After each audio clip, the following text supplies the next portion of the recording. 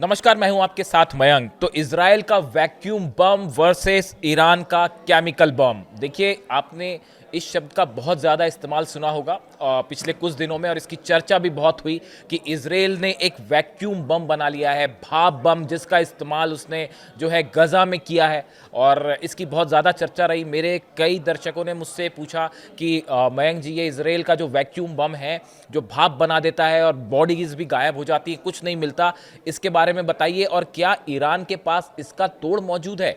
और अगर इजराइल ने इस वैक्यूम बम से ईरान पर हमला किया तो क्या होगा? अब जो खबरें हैं, जो एक्सपर्ट बता रहे हैं कि ईरान ने पहले से ही इजराइल के इस वैक्यूम बम का तोड़ निकाल दिया है, और अगर इजराइल ने ईरान पर हमला किया तो ईरान कैसे जवाब देगा, उसकी रणनीति भी पहले से तैयार है। पहले हम शॉर्ट में जरा ये समझें कि इजराइल का वैक्यूम बम क्या है। देखिए, जैसी खबरें आई कि इजराइल पर गाजा में वैक्यूम बम इस्तेमाल करने का आरोप लगा है, और ये बम हवा में एक बादल बनाता है। अगर सरल शब्दों में आप समझें ये वैक्यूम बम क्या है, देखिए, ये बम का जब इस्तेमाल होता है तो ये हवा में एक बादल जैसा एक आकृति बना देता है, और उसके बाद उसमें आग लग जाती है। इससे बहुत बड़ा आग का गोला बनता है और आसपास की हवा खींचकर यह एक तरह का वैक्यूम बना देता है। जितने आसपास की हवा होती है वो इसको खींच लेता है और एक वैक्यूम बना देता है। इन धमाकों से तापमान 3500 डिग्री सेल्सियस तक पहुंच जाता है, और इन बमों में एल्यूमिनियम और मैग्नीशियम जैसे एलिमेंट्स होते हैं जो कुछ ही सेकंड में शरीर को जला देते हैं। यानी आप देखिए कि जैसे ये बम का इस्तेमाल होता है, एक बादल बनेगा, उसमें आग लगेगी जो कि पूरे इलाके में एक वैक्यूम पैदा कर देती है, और उसके बाद टेम्परेचर 3500 डिग्री सेल्सियस तक जाता है, जिसमें सब कुछ जल के खाक हो जाता है और डेड बॉडीज भी नहीं मिलती। इसे वैक्यूम बम भी कहा गया, थर्मल बम भी कहा गया, थर्मोबैरिक बम भी कहा गया, और हिंदी में कई बार इसे भाप बना देने वाला बम भी कहा गया, सरल शब्दों में। और ऐसी भी खबरें आई कि गजा में इसका इस्तेमाल हुआ, और 2842 ऐसे फिलिस्तीनी हैं जिनके ऊपर इसका इस्तेमाल किया गया, जिनके शवों के बारे में कोई जानकारी नहीं है, वो कहाँ गए कुछ पता नहीं चला। और बल्कि ज़्यादा ही 3500 से ज़्यादा लोग ऐसे हैं जिनके बारे में ये कहा गया कि शायद उन पे ये इस्तेमाल हुआ, और जिनका कोई ट्रेस नहीं मिल पाया, उनकी डेड बॉडीज़ भी नहीं मिल पाई। इस तरह की खबरें आपने इस बॉम्ब के बारे में सुनी होगी। लेकिन आप देखिए, मुझसे जब ये सवाल हुआ कि भाई अगर ईरान पर इसका इस्तेमाल हो तो ईरान क्या करेगा, ईरान ने इसकी तैयारी पहले से शुरू कर दी थी। देखिए, ये जो खबरें आई इजराइल की इस बॉम्ब की, तो चर्चा अभी हो रही है, लेकिन मैं आपको कुछ रिपोर्ट्स बताऊंगा पुरानी कि ईरान को शायद इस बात की पहले से जानकारी थी कि किस तरह के बॉम्ब्स जो हैं वो वैक्यूम बम किस तरह से इजराइल के पास है, और अगर इसके ईरान पर हमला हुआ तो क्या करना है, कैसे जवाब देना है। इसकी तैयारी ईरान ने काफ़ी पहले शुरू कर दी थी। देखिए, जो खबरें आई, ईरान की सेना लॉन्ग रेंज बैलिस्टिक मिसाइल्स के लिए बायोलॉजिकल और केमिकल हथियार तैयार कर रही है। इस्लामिक रेवोल्यूशनरी गार्ड्स कॉर्प यानी आईआरजीसी की एरोस्पेस फोर्स इस पर काम कर रही है। सूत्रों के मुताबिक ये गतिविधि पिछले कुछ महीनों में और तेज हो गई है, और इसको लेकर जो है लंबे समय से काम चल रहा है। ये खबर मैं आपको कुछ समय पहले की बता रहा हूँ। देखिए, ये बताया गया कि ईरान को ये जानकारी थी कि इस तरह का बम इजराइल के पास है और वो उसका इस्तेमाल कर सकता है। ईरान में रणनीति बनाई गई कि अगर ये हमला ईरान पर होता है तो उसका जवाब कैसे देना है। देखिए, मैं आपको एक महीने पहले की खबर बता रहा हूं, जो एक महीने पहले करीब अखबारों में छपी।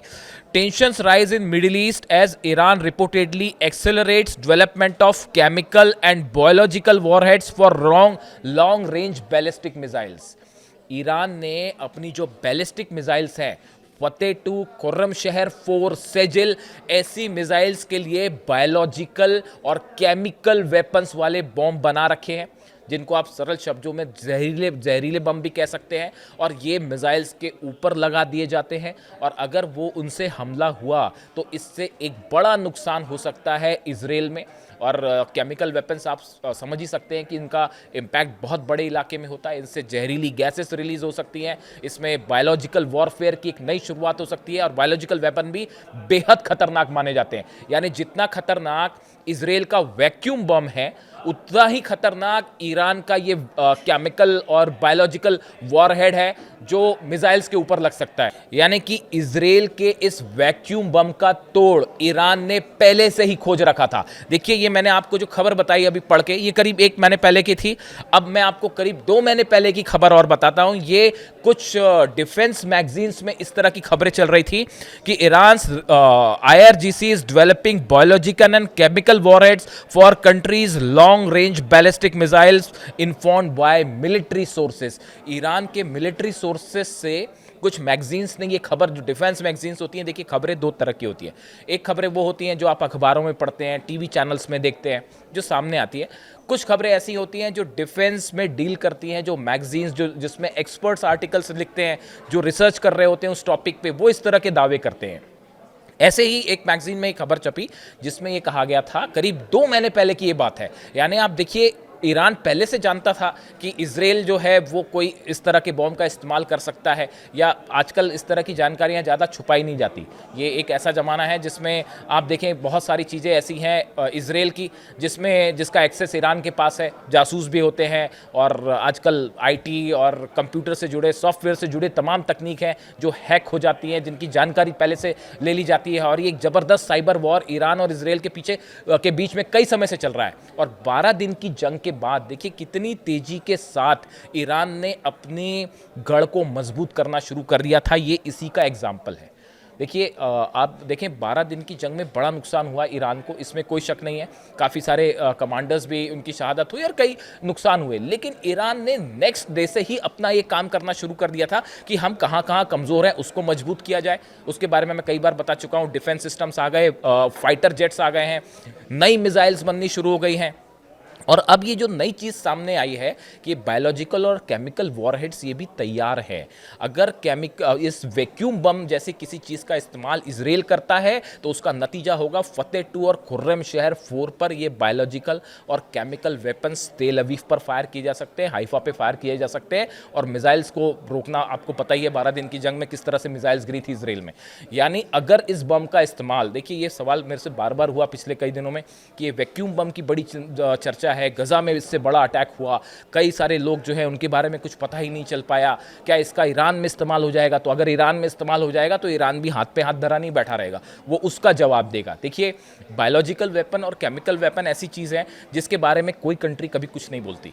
ये यूनाइटेड नेशंस के जो चार्टर्स हैं, नियम हैं, उनके ये खिलाफ होता है। तो इसलिए इस बारे में कोई कुछ नहीं बोला जाता, इस बारे में कुछ नहीं कहा जाता। लेकिन अपनी सुरक्षा का इंतज़ाम ईरान ने पहले से ही करना शुरू कर दिया था, और शायद यही वजह है। आप देखिए, इस बार जो अब तक हमला नहीं हुआ, इतना बड़ा जमावड़ा जो कि इराक वॉर से बड़ा जमावड़ा है, अब तो दूसरा जो है एयरक्राफ्ट कैरियर जो है वो भी जेराल्ड आर फोर्ड जो है वो भी पहुंचने वाला है, और शायद तीसरा भी चला है। तो ऐसे हालात में आप सोचिए कि 3 एयरक्राफ्ट कैरियर अगर ईरान के आसपास भेजे जा रहे हैं और अब तक हमला नहीं हो पाया, इतनी सबमरीन्स के बाद, इतने फाइटर जेट्स के बाद, तो आखिर कोई डर तो सता रहा होगा अमेरिका को और इजराइल को भी कि हमला करने का नतीजा क्या हो सकता है। और ईरान की तरफ से साफ कह दिया गया है कि इस बार वॉर शुरुआत आप करोगे, खत्म हम करेंगे, और या फिर हम उसको बीच में सीजफायर नहीं होगा। अगर आपने शुरुआत करी तो आर पार की जंग होगी। इसीलिए वो उस तरह की जो खबरें आ रही थी बीच में कि अमेरिका चाहता है कि हम 2 दिन का जंग करें, 2-3 ठिकानों पे आप हमले कर दीजिए, 2-3 ठिकानों पे हम कर दीजिए और मामला सेटल करिए। ईरान ने मना कर दिया, उन्होंने कहा हमारे ऊपर एक भी हमला हुआ तो करारा जवाब देंगे। और इसी बीच अब ये जो इसकी चर्चाएं हैं इस वैक्यूम बम की, तो इसका जवाब यही है। मैंने कई सारे डिफेंस एक्सपर्ट्स से इस बारे में बात की, वॉर जो बॉम्ब्स और आईडीज़ और इसके बारे में जानते हैं, तो उनका कहना ऐसा है कि इस तरह की जानकारी ईरान को पहले से थी। ये कोई ऐसी नई चीज़ नहीं है कि कोई बॉम्ब इजराइल के पास आया जिसके बारे में ईरान को जानकारी नहीं थी, और ईरान ने उसके लिए अपनी डिफेंस का इंतज़ाम भी कर रखा है। और ख़ासकर 12 दिन के बाद जिस गति के साथ ईरान ने अपने वॉरहेड्स को बढ़ाया, अपनी मिसाइल्स को एडवांस बनाया, डिफेंस सिस्टम को आगे बढ़ाया, इस मामले में अली खामेनेई साहब अमेरिका और इजराइल पर भारी पड़ गए। और यही वजह है, देखिए, एक आप ऐसा सोच सकते हैं कि अली खामेनेई जो है वो सुप्रीम लीडर हैं, रिलीजियस लीडर है, लेकिन देखिए उनको 30 से ज़्यादा साल का शासन का अनुभव भी है। वो सिर्फ रिलीजियस सुप्रीम लीडर ही नहीं है, वो एक वॉरियर की तरह सेना की हर बारीकी को समझते हैं। वो बड़े अच्छे से जानते हैं कि दुश्मन कौन है, वो बड़े अच्छे से जानते हैं दुश्मन को जवाब कब देना है, वो बहुत अच्छे से जानते हैं कि कब दुश्मन धोखा देगा। आप उनकी बयान सुनिए। आज से जो है 30 साल पहले का इंटरव्यू, मैं उसका जिक्र भी करता हूं। उनसे पूछा गया था ईरान का दुश्मन नंबर 1 कौन है, बिना किसी कन्फ्यूजन के जवाब दिया अमेरिका। आज भी उस बात पे कायम है और हमेशा इस बात को मेंटेन करते हैं कि दुश्मन से किससे बातचीत करने का फ़ायदा है और किससे बातचीत करने का फ़ायदा नहीं है, और कौन धोखा देगा और नहीं धोखा देगा, ये अली खामेनी साहब से बेहतर कोई नहीं समझता। इसीलिए अक्सर एक बात कही जाती है, मैंने एक एक्सपर्ट से मैं बात कर रहा था तो उन्होंने कहा कि जितना डोनाल्ड ट्रंप ईरान को समझते हैं, उससे कहीं ज़्यादा अली खामेनी साहब डोनाल्ड ट्रंप और अमेरिका को समझते हैं, और आज से नहीं, सालों से समझते हैं। तो यही वजह है कि जिस तरह की प्रिपरेशन ईरान ने की, यही नतीजा है कि अभी तक ईरान पर हमला करने में डर रहे हैं दुश्मन देश। अब देखिए, ये जो बॉम्ब्स की मैंने बात की, चूँकि बार बार मुझसे सवाल हुआ कि इसकी बात करिए, इसराइल का वैक्यूम बम वर्सेस उसका तोड़ क्या है, तो उसका तोड़ है ईरान का केमिकल और बायोलॉजिकल वॉरहेड, जो ज़रूरत पड़ने पर अगर हमले होते हैं इस वैक्यूम बम से ईरान पे, तो उसका करारा जवाब मिलेगा। इससे जुड़ा जो भी अपडेट होगा मैं आप तक पहुँचाऊँगा। Thank you so much.